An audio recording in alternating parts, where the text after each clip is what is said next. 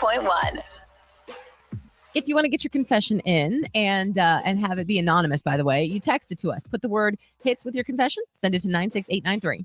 Here's the first Queen City confession. I went to my parents' house for dinner the other night, and what I found in their freezer has me questioning everything. I got up to grab some ice for my drink, opened the freezer, and instead of just frozen food, I found boxes of random stuff, like old paperwork, some jewelry, even a set of car keys. I was like, Mom, Dad, why are y'all keeping stuff in the freezer? And without missing a beat, my mom goes, oh, we use the air vents too. I just stared at them. The air vents? Apparently, they store things all over the house in, quote, safe places because they don't trust banks or normal storage. Now I'm terrified of what else I might find. Yeah. You know, every adult has to go through that phase when they realize their parents are getting a little weird. Yeah. Yeah. One time I found that my mom had hidden like a bag of non-perishables deep in some closet we never went to. I was looking for something and I pulled it out and I was like, did you put this here? No, this was years ago. And my mom was like, no. And then she goes, oh, wait, yes, I did. It's for the apocalypse. Just casually. Now, frankly, I should have taken that as a warning sign that she was not doing that well. Yeah. But that was way before she was showing any signs at all. So I was just like, that's great. Ooh. Parents get weird. Yeah. What weird places do you hide stuff, like the freezer or air vents? Call us up 1-844-HITS-961. 1-844-448-7961 or text HITS with your message and send it to 96893. Here's another Queen City confession. At first, it was just funny. My neighbor is loud when it comes to adult time. Oh. I joke about it with my friends, how I practically have a front row seat to their romance through our very thin apartment walls.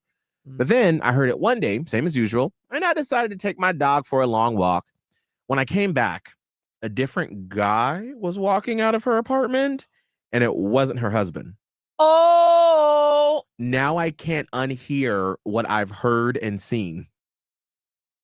Oh, no. I mean, obviously, there's nothing you can do because you don't know what's going on. You don't. And like, truly, that's not necessarily proof. Right. But if it looks like a duck and it walks like a duck. It's a loud duck. Oh, no. The amount of homework I would then put in to see what would happen next. If you don't have a Ring doorbell camera for your apartment, get one and see who be walking past it. You're doing too much. Listen, life is crazy right now. I need any distraction I can get. And if I can turn my next door neighbors into a Netflix special, I'm going to do it. Save that. And I don't disagree. Save that. Kelvin, save it. Got it. Okay. Here's the last Queen City confession. Yeah. I love my boyfriend, but I don't know how much longer I can do this. He's always chasing the next thing, the next gadget, the next car, the next expensive hobby, because he's convinced that once he buys it, he'll finally be happy. But he never is. The second he gets one of these items, he's already obsessing over the next thing. Meanwhile, I'm just over here wondering, when is our life together going to be enough? That is such a valid, like, I almost want to like print that out and put it somewhere. Like, it's such a valid statement. Right. And that's to the people who are looking for stuff to make them happy. You realize it's not ever going to make you happy. There is no thing that is ever going to bring you ultimate happiness. It's a losing game because you have to keep getting more and more and more. And how much money can you try to put? That's when they say money doesn't buy happiness. That's what they mean. Not that, like, you know, if you've got enough money, you're going to be happier than if you're, you know, very poor. However, what they mean when they say money doesn't buy happiness is stuff like that. You keep needing more and more and more because it's a bottomless pit. And unless you find happiness in yourself and your circumstances, it's a lose-lose game for you.